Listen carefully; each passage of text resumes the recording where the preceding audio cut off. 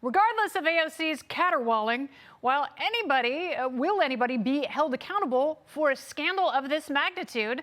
Let's ask tonight's man panel. We've got executive editor at the upcoming Common Sense magazine. I love Common Sense, and I heart Chris Bedford. We've also got Fox News senior political analyst, always with a grin and a great conversation. Juan Williams is back. And 2020 Libertarian vice presidential candidate. 2024 is next year, as you know. He's the chair of YouAreThePower.net. Spike Cohen and his pet eagle. They are back to rock your universe.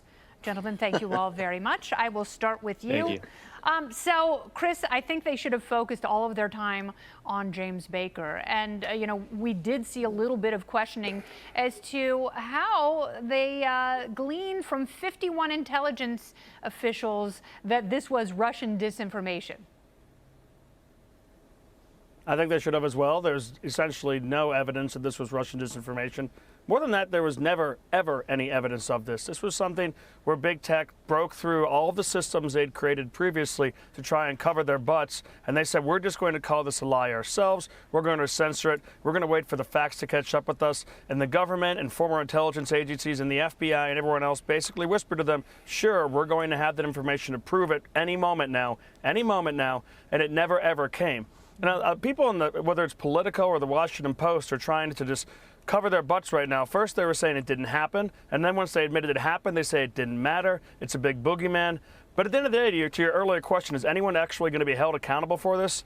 I find that extremely unlikely. Republicans banging the gavel and yelling about censorship makes for good TV, but they're not actually going after big tech in really any meaningful way. No, and Baker was very careful not to perjure himself.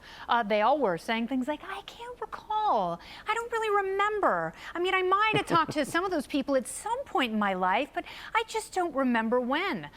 But it should be concerning to people on every slice of the political spectrum that there are government agencies working with big tech to alter information that voters consume, Juan. I mean, you are the kind of journalist I wish we had more of nowadays, because you have in the past spoken truth to power, and it's sad to see some of these Democrats dismissing what could be very problematic for the right and the left.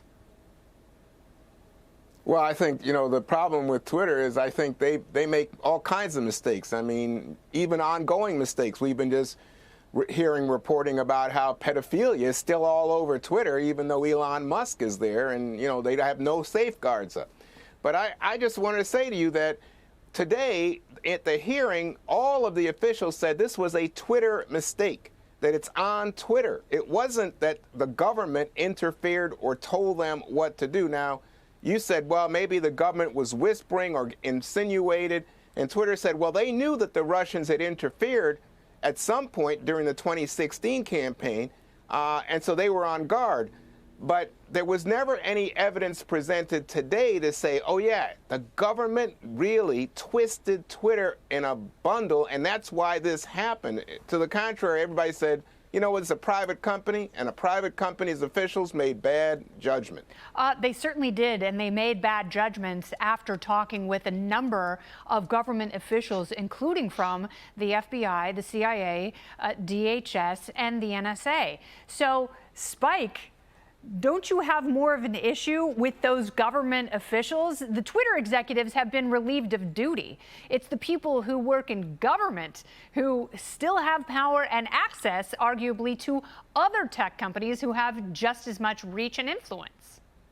Exactly, and that's the problem. We can leave it once again to congressional Republicans to get this close to the real problem and then get distracted by a shiny object at the last minute. And that's exactly what happened here. We have a situation where we have proof, ample amounts of proof from multiple Twitter files drops from direct sources showing that Twitter and no doubt other agencies or other big tech companies were working under the direct direction of the FBI and the Pentagon and the CDC, the FDA, and probably the CIA and multiple other government agencies. And so the government, the congressional Republicans, bring in Twitter to go after them on one issue that has to deal with one politician's son, instead of having them come in and answer to all of these different examples of government directing them. And then the congressional Democrats are able to sit there and say, well, half of this happened under the Trump administration, and really, why are you just going after this one person? And frankly, they're right. This isn't about Joe Biden or Hunter Biden or this one story. It's about the fact that you had the government directing Twitter and no doubt many other big tech every other social media platform and big tech platform out there to do their bidding and to suppress content, not just here, but around the world. That's the real problem. And instead of trying to go after a short-term